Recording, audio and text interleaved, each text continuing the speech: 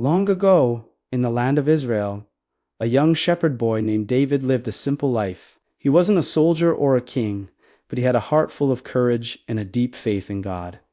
Every day, he watched over his father's sheep in the fields near Bethlehem. He protected them from lions and bears, not with a mighty sword, but with a simple sling and a few smooth stones. David knew that his strength didn't come from his own power, but from the Lord who was always with him. He spent his days singing songs to God, his harp filling the quiet hills with music. This young boy, with a shepherd's staff in his hand and a song in his heart, was being prepared for a moment that would change his life and the history of his people forever.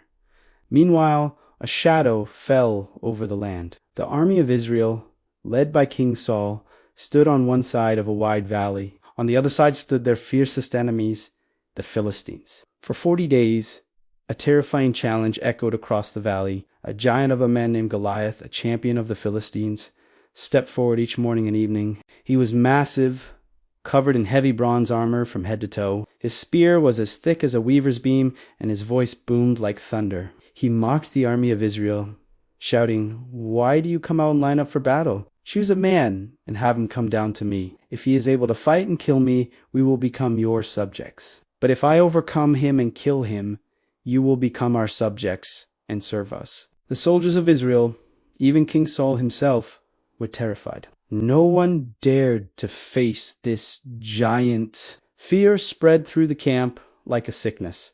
Every time Goliath appeared, the soldiers would run and hide, their courage completely gone. The entire army was paralyzed with fear, forgetting the powerful God who had saved them so many times before. The situation seemed hopeless. The honor of their nation and their faith was being challenged, and no one was brave enough to stand up. One day, David's father, Jesse, called for him.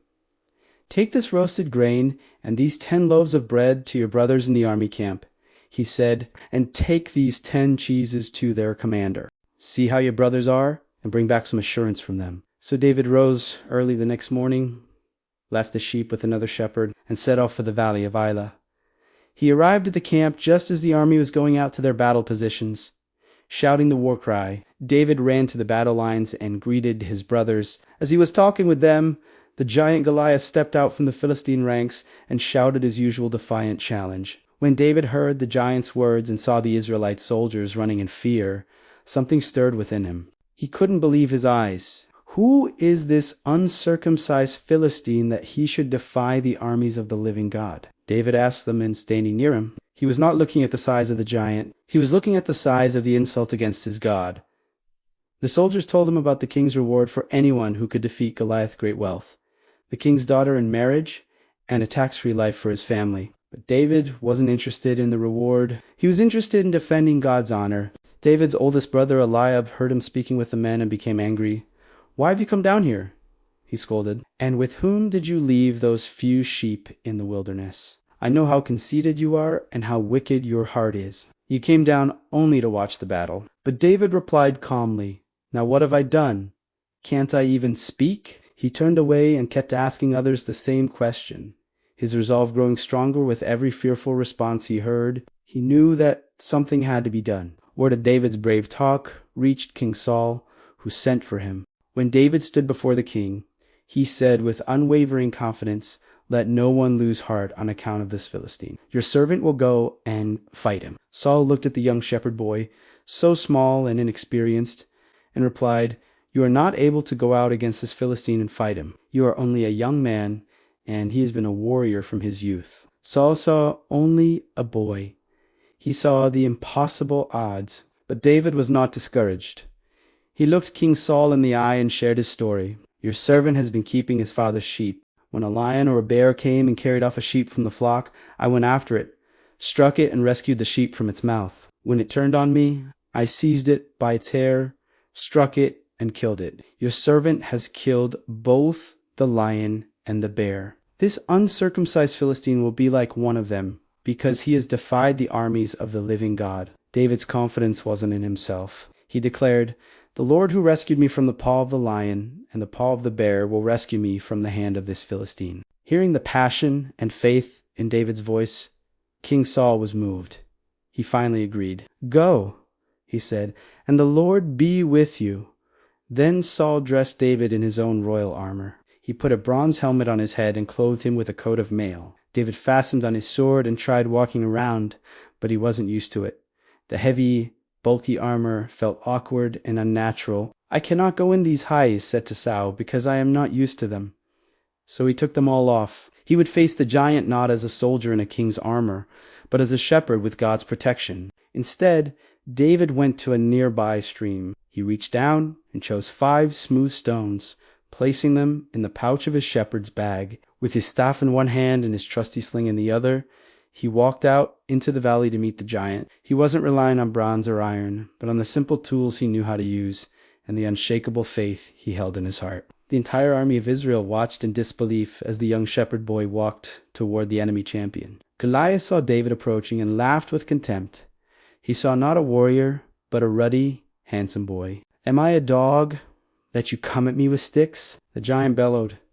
He cursed David by his gods. "Come here," he roared, "and I'll give your flesh to the birds and the wild animals." The giant's words were meant to inspire terror, but David did not flinch. He stood his ground, his eyes fixed on Goliath, his heart fixed on God.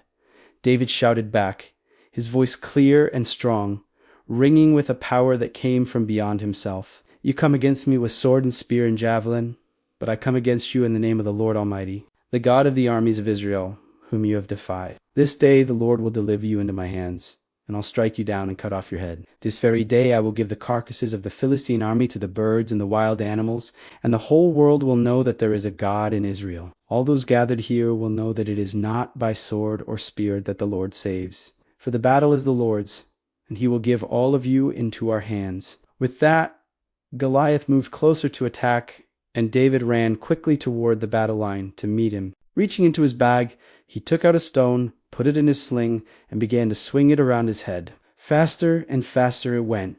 He aimed and let the stone fly. It whizzed through the air, straight and true, and struck the giant right on his forehead. The stone sank deep into Goliath's skull, and the mighty champion, the terror of Israel, staggered and fell face down on the ground. The giant was defeated. David ran and stood over him. He took hold of Goliath's own sword and used it to finish the task, cutting off the giant's head. When the Philistines saw that their hero was dead, they turned and ran in panic. The army of Israel, which had been cowering in fear just moments before, let out a mighty roar of victory and chased after their fleeing enemies. That day, a shepherd boy taught a nation that faith is more powerful than fear, and that with God, no giant is too big to fall. David's courage changed everything, showing that true strength comes not from size or armor, but from a heart that trusts in the Lord. Thank you for watching our animated Bible story. We hope David's incredible faith and courage have inspired you. If you enjoyed this story, please give it a thumbs up and subscribe to our channel for more videos like this. Don't forget to click the notification bell so you never miss a new story. Share this video with your friends and family, and let us know in the comments what story you'd like to see next. Until then, remember that with faith, you can face any giant in your life. Thanks for being here, and we'll see you in the next video.